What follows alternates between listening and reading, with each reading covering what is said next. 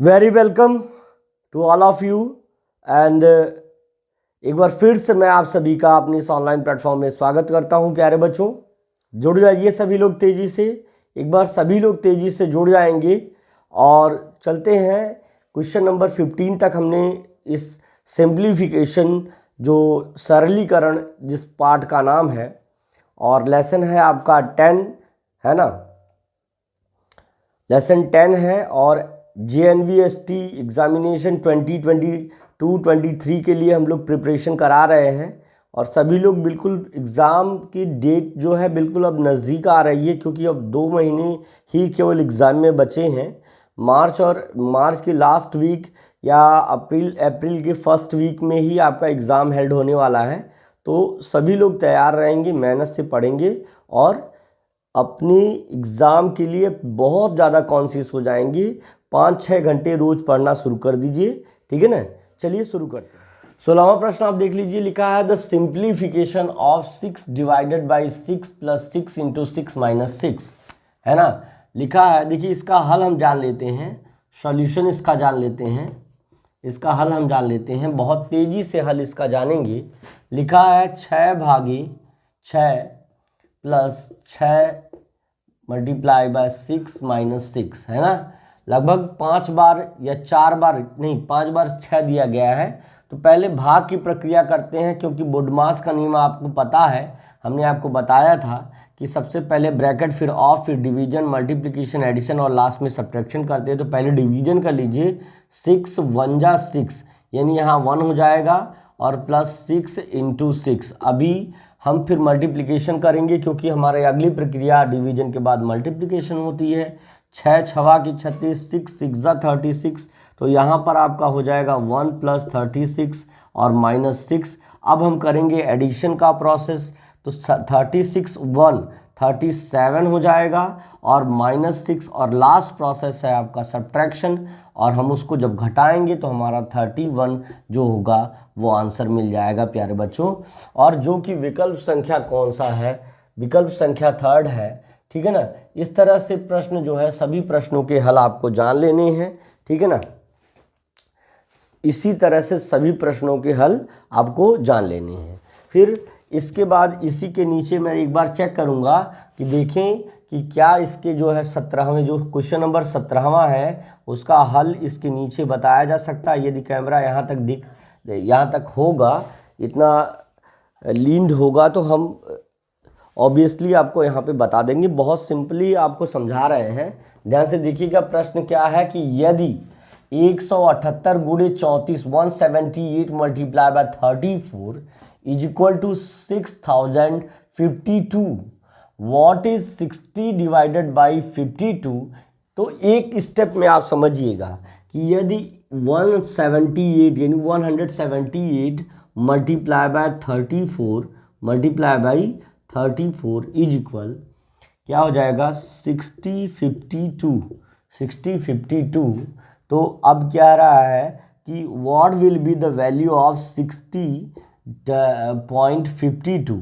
यानी अगर इसमें याद रखिए कि अगर हम एक ऐसे छोटा सा एग्जाम्पल लें, यहाँ पर एक एग्जाम्पल लें कि अगर 2 का 5 में गुणा करने के बाद 10 आता है तो 10 भागे 2 बराबर 5 आएगा और 10 भागे 5 बराबर 2 आएगा। क्या मतलब हुआ, अगर इसमें इस नंबर से भाग देंगे तो ये नंबर आएगा, और अगर इसमें यानी ये इसी 10 में अगर हम इस नंबर से भाग देंगे तो ये नंबर आएगा। याद रखिए कि यदि इस वाली संख्या में इस संख्या से भाग देंगे तो ये संख्या आएगी, यदि इस संख्या में हम इस संख्या से भाग देंगे तो ये, यदि इस संख्या में इस संख्या से भाग देंगे तो ये आएगा। सिंपल लॉजिक है। फिर कह रहा है कि डिवाइडेड बाई 17.8 तो कितना आएगा। तो याद रखिए कि आएगा तो आपका 34 ही आएगा, 34 ही, लेकिन उसमें डेसिमल पॉइंट देखना होगा। और हम सिंपली बता रहे हैं कि ये होता है डिविडेंड और ये होता है डिवाइजर। आपको जो क्वोशेंट आ रहा है उसमें डेसिमल पॉइंट को देखने के लिए इसमें जितने डेसिमल पॉइंट है 2 डिजिट के और इसमें जितने डेसिमल है पॉइंट है 1 डिजिट के, घटा लीजिए आपका 1 आएगा, यानी आपका जो डेसिमल है वो यहाँ पर लगेगा। सिंपल लॉजिक है, बिल्कुल आसान तरीके से हम आपको बताएंगे, बिल्कुल आसानी से आप इन चीज़ों को समझ पाएंगे। देखिए कुछ भी करना नहीं है, यदि इस संख्या में इससे भाग देंगे तो ये आएगा, यदि इसी संख्या में 178 से डिवीजन करेंगे तो 34 आएगा। तो देखिए 6052 यही नंबर यहाँ पर नोट किया गया, केवल डेसिमल लगा के आपको कंफ्यूज करने की कोशिश कर रहा है। और ये देखिए 178 यानी 17.8 178 यहाँ भी आया है, यानी इस संख्या में इससे भाग दिया गया, केवल दशमलव लगाया है। तो याद रखिए कि जब इसमें गुणा करने के बाद इससे ये आया है, तो जब इसमें इससे भाग देंगे तो ये संख्या आएगी, भाग दिए तो ये संख्या आई, लेकिन अभी दशमलव का लोचा है। तो दशमलव के लिए क्या करेंगे, 2 डिजिट का डेसिमल यहाँ है, डिविडेंड इसको जिसमें भाग दिया जाता है डिविडेंड कहलाता है। तो इसमें 2 डिजिट पर है, इसमें 1 डिजिट पर है, दोनों को रिड्यूस कर देंगे 1 डिजिट, यानी कोसेंट में हमारा 1 डिजिट पर डेसिमल लगेगा। ऑल राइट कि नहीं, बिल्कुल इसी बात पे अगर आपको पसंद आ गया तो लाइक ज़रूर कर दीजिएगा प्यारे बच्चों, और फिर इसको नोट करिए, उसके बाद हम लोग आगे चलेंगे। और जिनको अगर कोई डाउट होगा तो कमेंट बॉक्स में कमेंट करके वो ज़रूर बता देंगे। बिल्कुल।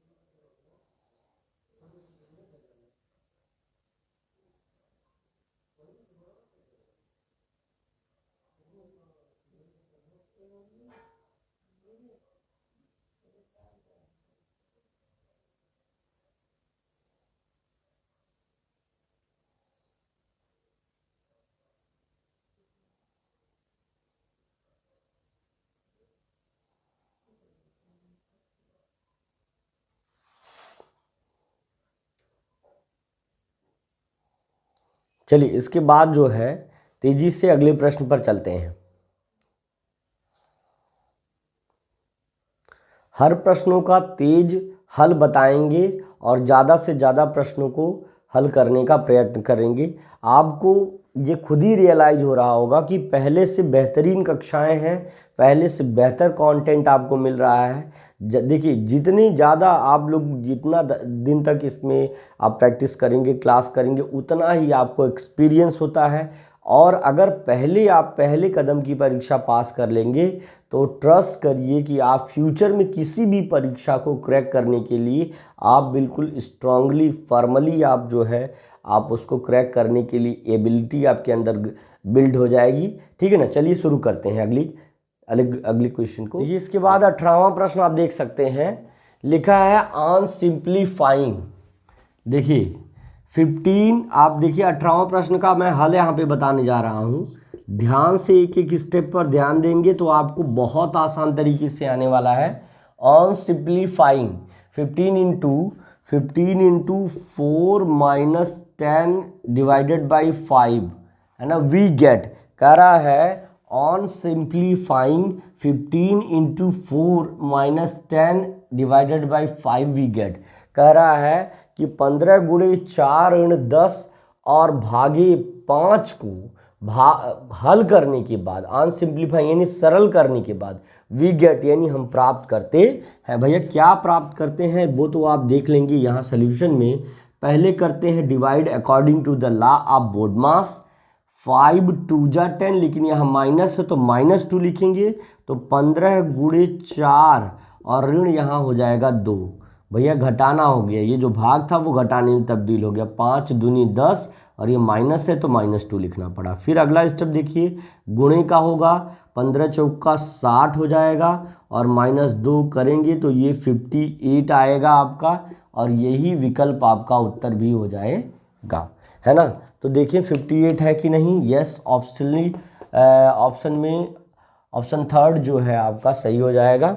फिर इसके बाद पहले इसे आप नोट करिए, क्योंकि बार बार जो है इस तरह का वो करना, नीचे बताना या करना, तो अगर आप कह रहे हैं तो बता ही देंगे, कोई दिक्कत नहीं है।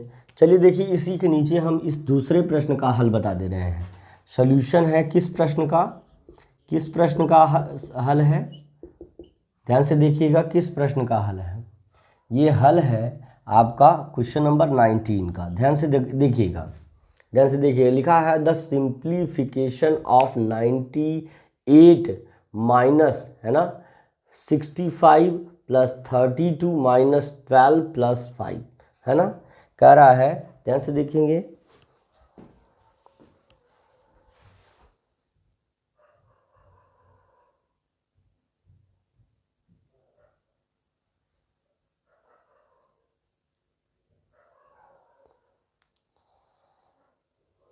देखिए अगला, अब इसी के बाद वाला प्रश्न देख लीजिए। इसके लिखा है 19 क्वेश्चन नंबर, सिंप्लीफिकेशन ऑफ, किसका सिंप्लीफिकेशन, 98, ध्यान से समझिएगा, 98 माइनस इन लार्ज ब्रैकेट 65 और plus in root 32 minus in small bracket 12 और plus 5 in small bracket large bracket closed and ये, है ना। अब देखिए इसको किस प्रकार से हल करेंगे। सबसे पहले बोर्ड मास के हिसाब से break the bracket at first होता है, तो पहले ब्रैकेट को हम सॉल्व करेंगे। देखिए ब्रैकेट को सॉल्व करेंगे तो 98 माइनस इन लार्ज ब्रैकेट 65 और प्लस यहाँ इन स्मॉल ब्रैकेट 32 और माइनस 12 और 5 को ऐड करेंगे तो ये हो जाएगा 17। और जब एक संख्या हो जाती है तो ये ब्रैकेट ख़त्म हो जाता है। अब हमारा बचा मिडिल ब्रैकेट और लार्ज ब्रैकेट। अब देखिए हम मिडिल ब्रैकेट को ब्रेक करेंगे, इस वाले ब्रैकेट को, तो अगले स्टेप में हम देखिए क्या करेंगे, 98 और माइनस ब्रैकेट में है 65 और प्लस है आपका 32 में से 17 अगर हम लेस करेंगे तो हमारा 15 आएगा। आप घटा के देख लीजिएगा, आपको आंसर पता चल जाएगा। फिर आप देखिए 65 में अगर हम 15 ऐड करेंगे तो अगला हमारा बड़ा ब्रैकेट ख़त्म हो जाएगा, यानी 65 और 15 आपका 65 570 एंड 1080, यानी 98 और माइनस आपका इधर बच गया 80। जब ये जुड़ गया 65 और 15 तो ये ब्रैकेट हट जाएगा। और 98 में से 80 घटाएंगे तो हमारा 18 यानी 18 हमारा आंसर हो जाएगा। 18 will be the answer of this equation. by solving this equation we can get 18 as a result, and which is the option number 2 of this question. Okay, all right. तो आई थिंक आप सभी को इस बात से clear और cut आपको समझ में आ गया होगा कि किस तरह से इस तरह की इक्वेशंस को हल करते हैं। थोड़ा स्टेप्स का ध्यान देना होता है और बाकी सभी चीज़ें मैं आपसे बताना चाहता हूं कि बाकी सभी चीज़ें जो आप जिस प्रकार से आप अपनी मेंटालिटी रखोगे, देख के समझोगे अरे बाप रे बाप कठिन हो गया, नहीं भाई बहुत आसान है। बस इसको स्टेप बाय स्टेप सीखने की कोशिश करेंगे हम। इसीलिए आपको एक ऐसे प्लेटफॉर्म पे ये सारे चीज़ें, ये मैटर दे रहे हैं ताकि आपको उन चीज़ों को जो है क्या है, आपको सीखने से आपको मदद मिले और वो आप कंटिन्यू उसको देख पाइए, है ना, उसको बार बार देख पाइए। प्रीमियम आपका जितने ईयर्स का है उतनी ईयर तक आप उसको बराबर देख सकते हैं, एग्ज़ाम्स में देख सकते हैं, है ना। तो वो आपकी क्या है, इस तरह की जो भी क्वेश्चन है वो आपके जो नॉलेज को बूस्ट कर रहा है ना। तो चलिए ठीक है, इसको नोट करिए। और साथ में आपका हम बता देना चाह रहे हैं कि आज आपका 26 जनवरी है।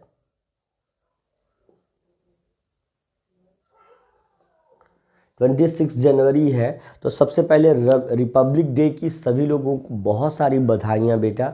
बहुत सारे जो है नेताओं ने और बहुत सारे लोगों के त्याग से हमको आज एक रिपब्लिक होने का जो है ये मौका मिला है। और आपको बता देना चाह रहे हैं कि 1950 और 26 जनवरी को ही हमारा देश पूरी तरह से एक डेमोक्रेटिकल कंट्री और एक रिपब्लिक हुआ था। वहाँ पर रिपब्लिक का क्या मतलब है, फ्रीडम और रिपब्लिक में डिफरेंस यही है, फ्री तो हम अंग्रेज़ों से हो गए थे, लेकिन बहुत सारी ऐसी चीज़ें थी जो इस दिन को, बहुत सारे ह्यूमन राइट्स हमको इसी दिन मिले हैं, ठीक है ना।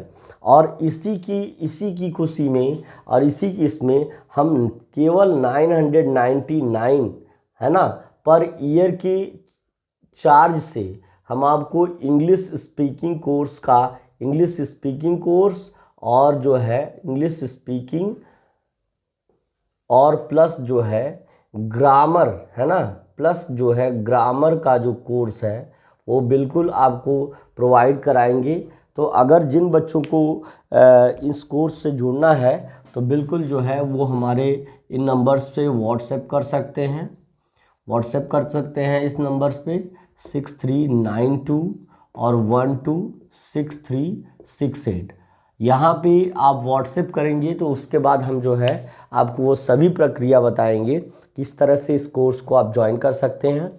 और आपको एक चीज़ और जानकर बहुत ही खुशी होगी कि कुछ दिन के बाद, है ना, आप लोगों को वो रियलिस्टिक फीलिंग होगी, आपको डिजिटल बोर्ड भी देखने को यहाँ मिलेगा। और साथ में आपको बता देना चाह रहे हैं कि जल्दी ही हम लोग प्लानिंग कर रहे हैं अपना एक ऐप लॉन्च करने के लिए, तो उसके लिए भी हम लोग लगे हुए हैं। वो अलग बात है कि वो कब हम कर पाएंगे, कब पॉसिबल हो पाएगा, क्योंकि बहुत सारी चीज़ें रीच से बाहर होती हैं। प्लान तो रहता है लेकिन फुलफिल होने के लिए कुछ डेस्टिनी भी साथ होती है और कुछ जो फंड्स भी होते हैं, तो वो चीज़ें हम लोग प्लान कर रहे हैं, देखेंगे जब तक हो पाएगा आप पूरा करेंगे उसको, जितनी जल्दी हो पाएगा करेंगे। लेकिन फ़िलहाल जो आपके लिए जो सूटेबल चीज़ें हैं वो आप बिल्कुल इसको ज्वाइन कर सकते हैं और बिल्कुल बेहतरीन कक्षाएं आपको प्रोवाइड की जाएंगी, ठीक है ना। अभी आप क्वेश्चन का जो सल्यूशन है उसे नोट करिए, फिर चलते हैं अगली एक्सरसाइज पर।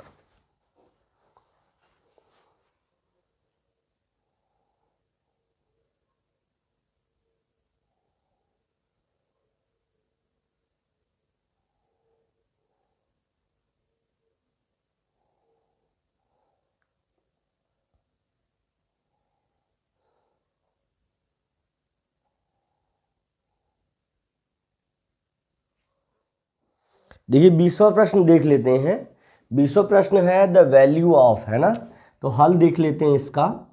बहुत ही सरलतम हल है, आपको एक बार में ही आपको समझ में आ जाएगा। बहुत ही सरलतम हल है। लिखा है 50 यानी 50 मल्टीप्लाई बाय 50 मल्टीप्लाई बाय 0.05, है ना।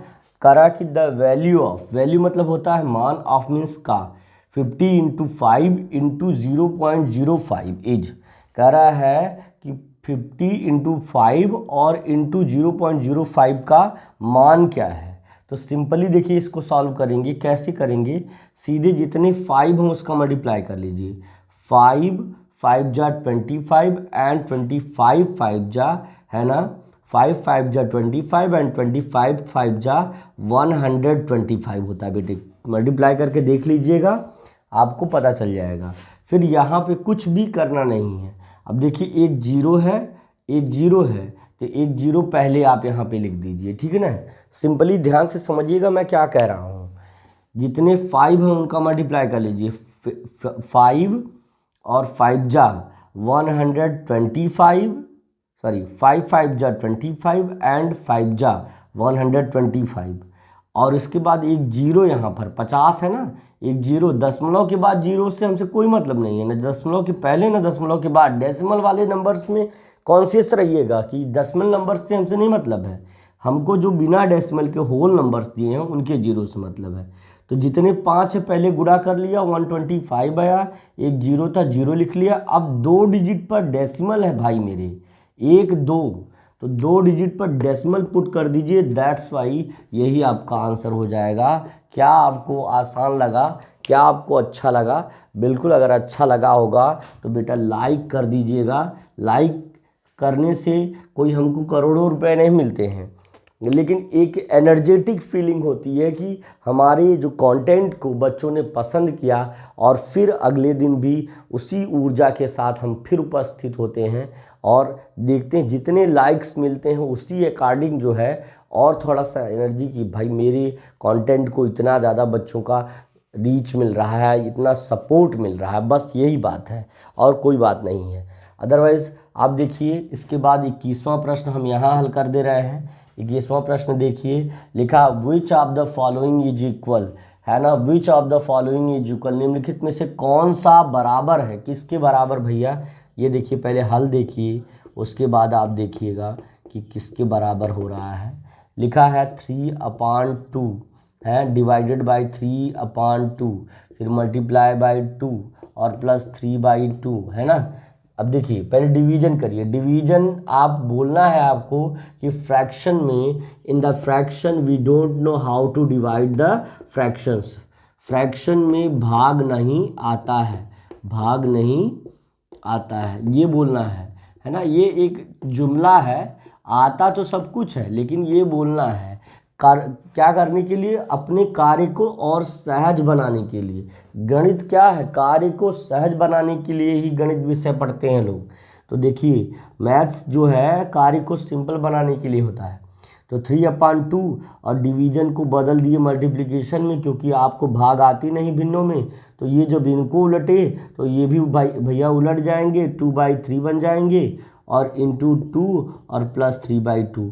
तो जब भाग नहीं किए तो गुणा करेंगे, देखो 2 से 2 कैंसिल हो गया, 3 से 3 कैंसिल हो गया, बच गया 1, यानी 1 गुणे 2 और प्लस 3। अभी भी गुणा करेंगे तो देखिए इसको गुणा करेंगे तो ये हो जाएगा 2 और यहाँ बचा प्लस 3 बराबर हो जाएगा आपका 5। तो कौन सा विकल्प आपका सही है क्या है भाई, कुछ गड़बड़ा रहे क्या, फ्रैक्शन 3/2, ओ भाई देखिए यहाँ गलत हो रहा है, 3/2 की जगह हमने सिर्फ 3 लिख दिया और बाई 2। तो अब देखिए इसको जब इम्प्रॉपर फ्रैक्शन में बदलेंगे तो अभी एक स्टेप और रह गया है, इसको करेंगे 2 2 जा 4, 4 3 7, है ना। इसी को हम 2 होल 3/7 2 भी लिख सकते हैं, या इसको हम लिखेंगे 2 2 जा 4 और 4 3 7/2, 7/2 which is the option number 3 everyone. We can say that the third option will be right for the question number 21. Now we goes to the next question, understand, है ना। तो एक बार पहले जोरदार लाइक और शेयर सब्सक्राइब जरूर कर दीजिएगा प्यारे बच्चों, मिलते हैं